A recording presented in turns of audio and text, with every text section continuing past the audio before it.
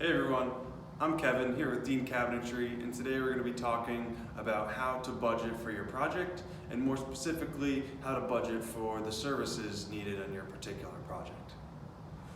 One of the first steps in budgeting and determining your services is to understand the scope of your project. If it's a large project, you're going to need more services, and if it's a small project, you're not going to need as many services. So what do we call this? We call this the scope. That's the first step.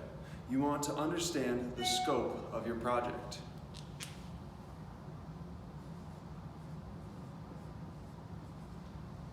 To understand the scope, you want to ask yourself, is this a simple renovation?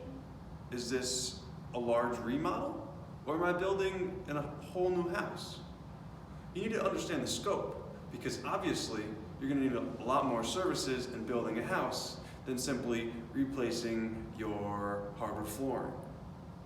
So once you understand the scope, you can begin to break out the necessary services that you're going to need. And the services you're going to need are going to fall into two categories. The first category is design services.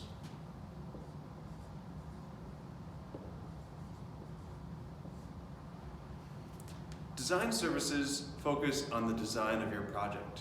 They focus on the flow, the function, the layout, and they really look at what your wants and needs are for the project and try to fit them into what's possible. They also take into account the budget of your project. Services available for design include architects, designers, engineers, and the like to help produce the design for your project. Once those services have put the design together, they're going to pass it on to the labor and material provider services.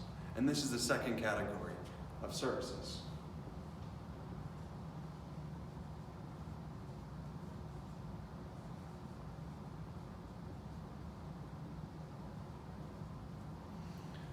Labor and materials services are the ones who do most of the physical labor on your project.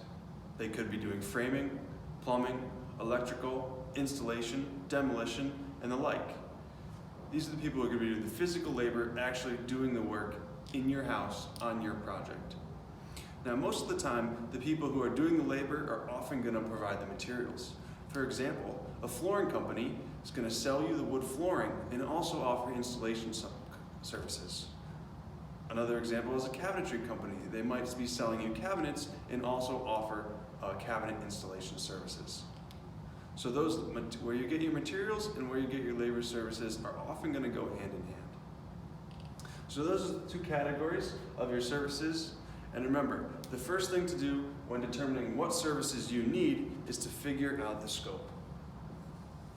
That's the big question, because you don't want to contact an engineer or an architect if you're only redoing your kitchen. That would be a waste of money. You want to figure out the scope and then break it out into those services. So that's it.